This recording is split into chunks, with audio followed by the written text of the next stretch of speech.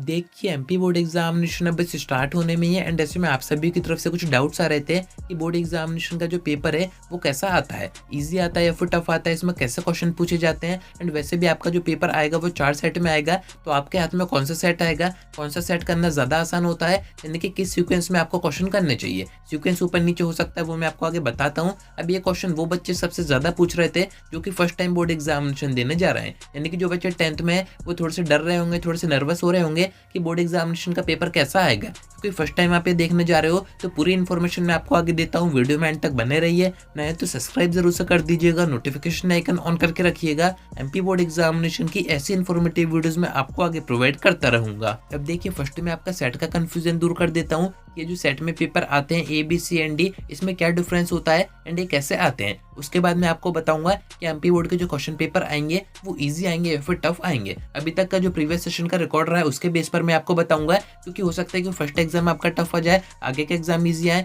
या फिर first exam आपका इजी आ जाए एंड आगे के एग्जाम आपका टफ आए। ऐसी चीजें होती रहती हैं, उस समय बताता हूँ। फर्स्ट अपन सेट की बात करते हैं। तो देखिए, 4 सेट में एमपी बोर्ड आपके पेपर डिजाइन कर रहा है। Set A, set B, set C and set D, यानी कि जिस भी रूम में आप बैठेंगे वहां पर जब पेपर डिस्ट्रीब्यूट किए जाएंगे तो चारों सेट में से कोई सा भी सेट आपके पास आ सकता है। अब यहाँ पर सेट का मीनिंग थोड़ा सा समझिएगा। सेट का मीनिंग ये नहीं है जैसा कॉम्पिटिटिव एग्जाम में होता है कि सेट ए में डिफरेंट क्वेश्चन रहेंगे, सेट बी में डिफरेंट क्वेश्चन रहेंगे, ऐसे सी में कुछ और रहेगा, डी में कुछ और रहेगा। एमपी बोर्ड एग्जामिनेशन में ऐसा कुछ भी नहीं होता है। यहाँ पर सेट का मीनिंग बस इतना सा है कि पेपर तो आपका कॉमन ही रहेगा, यानी कि उसमें एक ही जैसे क्वेश्चन रहेंगे। जो क्वेश्चन आपसे पूछे जाएंगे वही आपके दूसरे दोस्त से पूछे जाएंगे, जो आपके साइड में बैठे हैं उनसे भी वही सेम क्वेश्चन पूछे जाएंगे। डिफरेंस बस इतना सा रहेगा कि हो सकता है कि उनके पेपर में क्वेश्चन नंबर 1 में चूज द करेक्ट दिए हो एंड आपके पेपर में क्वेश्चन नंबर 1 में मैच द पेयर्स दिए हो, यानी कि क्वेश्चन का जो सीक्वेंस है वो ऊपर नीचे यहाँ पर हो जाता है। इसका ये मीनिंग नहीं है कि आपके जो क्वेश्चन है वो डिफरेंट आएंगे। ऐसा नहीं होगा कि किसी एक सेट में क्वेश्चन इजी आ जाएंगे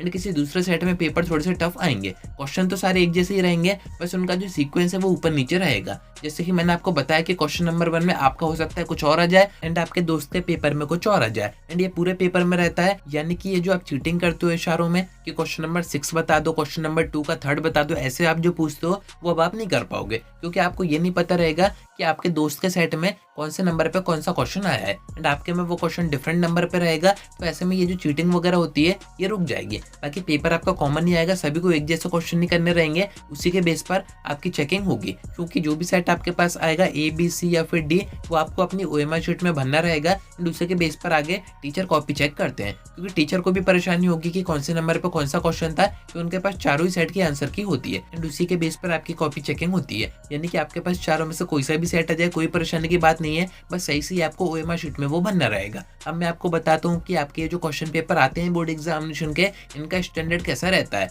यानी कि इजी पेपर आते हैं या फिर टफ आते हैं। तो देखिए, दोनों में से कुछ भी नहीं आता है। आपके जो पेपर आते हैं वो आते हैं एवरेज, यानी कि जो बच्चे थोड़े से वीक है पढ़ाई में वो उसको उतना तो कर सकते हैं कि उनके पासिंग मार्क्स बड़े आराम से आ जाएंगे, एंड जो बच्चे एवरेज है वो भी एवरेज सा पेपर कर जाएंगे। बाकी जो बच्चे टॉपर है उनको थोड़ी सी एक्स्ट्रा मेहनत करनी रहेगी। अगर उनको 90% स्कोर करना है, मेरिट में आना है, तो उनको थोड़ी सी मेहनत और करनी रहेगी। यानी कि तीनों टाइप के क्वेश्चन मिक्स रहते हैं आपके पेपर में, थोड़े से इजी भी रहते हैं, एवरेज भी रहते हैं, टफ भी रहते हैं। एंड इन तीनों टाइप के क्वेश्चन को देने का रीजन मैंने आपको बता ही दिया है। जो बच्चे वीक हैं वो पास बड़े ही आराम से हो सकते हैं, जो बच्चे एवरेज है वो डिसेंट से स्कोर कर सकते हैं। बाकी जो बच्चे पढ़ने में अच्छे हैं, जो टॉपर हैं, वो थोड़ी सी और मेहनत करेंगे, उनको थोड़ा सा और दिमाग यूज करना रहेगा, तो वो अच्छा स्कोर भी कर सकते हैं। बाकी देखिए, ये होता है क्राइटेरिया। वैसे तो मैक्सिमम चांसेस सही बनते हैं कि आपके जो पेपर है वो इजी आएंगे, क्योंकि एमपी बोर्ड एग्जामिनेशन का जो रिजल्ट है वो डाउन जाता जा रहा है एंड एमपी बोर्ड यही कोशिश कर रहा है कि थोड़ा सा पेपर इजी बना के हमारा जो रिजल्ट है बोर्ड एग्जामिनेशन का उसको हम इंप्रूव कर पाए। तो ऐसे में आपको डरना नहीं है, आपकी जितनी भी तैयारी हुई है एक बार अच्छे से रिविजन करके जाइएगा, पेपर में बड़े ही आराम से आप पूरा पेपर कर देंगे। तो उम्मीद है कि आपको सारी बातें समझ में आ गई होंगी। आज की वीडियो में इतना ही। कोई डाउट आता है कमेंट करके पूछ सकते हैं, या फिर आप मुझसे इंस्टा पर डीएम करके बात भी कर सकते हैं।